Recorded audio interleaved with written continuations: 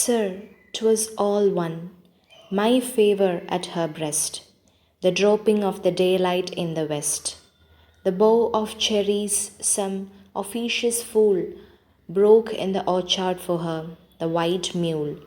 She rode with round the terrace, all and each would draw from her alike the approving speech, or blush at least.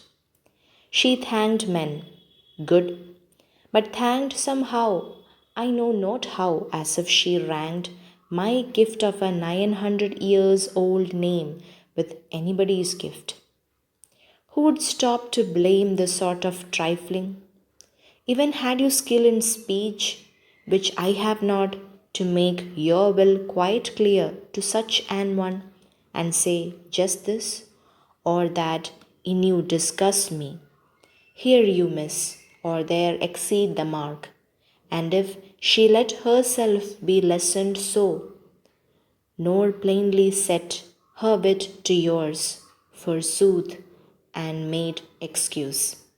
Even then would be some stooping, and I choose never to stoop.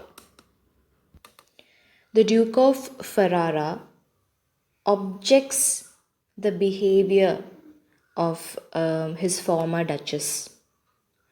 Here he explains the disgraceful behavior of Lucretia to the emissary, that everything was same for her and everything made her equally happy, whether it was a brooch or a present from him that she wore at her chest, then the setting sun in the west, a branch of cherries, if some interfering person snapped off for her from the orchard, or the white mule she rode on around the terrace. Everything, each and everything will impact a same kind of reaction on her.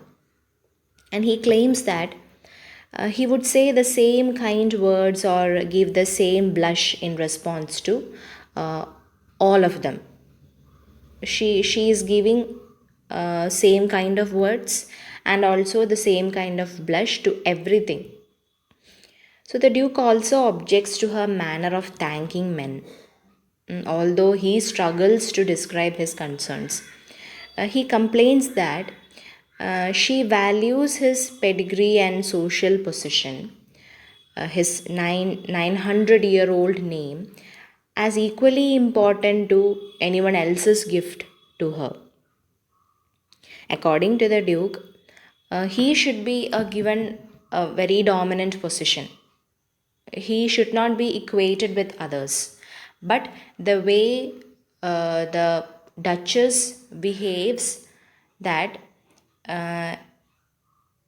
even the pedigree or the social position of the Duke is equally important to everyone else's gift. So the Duke rhetorically asks whether anyone would actually lower themselves enough to argue with someone about their behavior. According to Duke, it is actually bad to discuss or argue with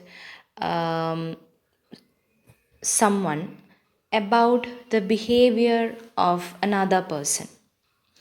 But still, he is forced to, disclose the disgraceful behavior of the former Duchess. The Duke imagines a hypothetical situation in which he would confront the former Duchess.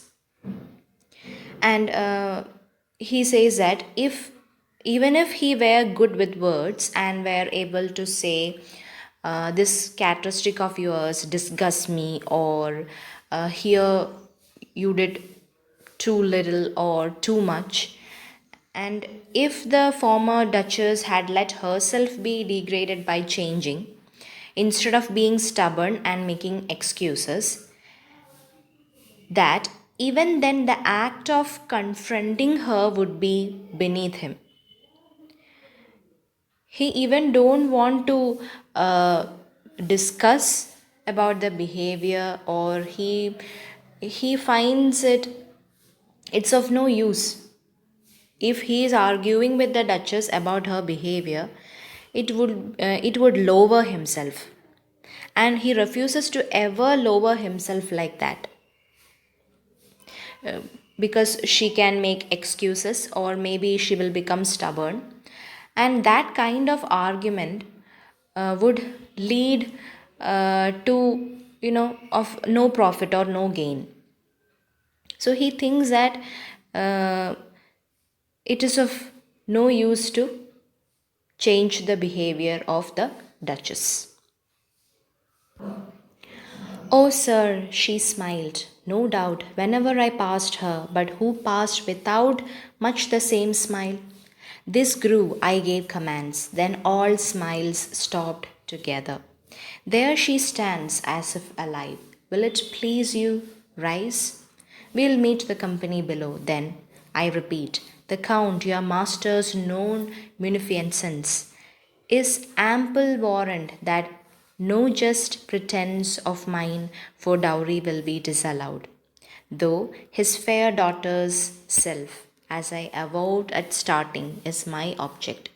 Nay, we will go together down, sir. Notice Neptune, though, taming a seahorse, thought a rarity, which Close of Innsbruck cast in bronze for me.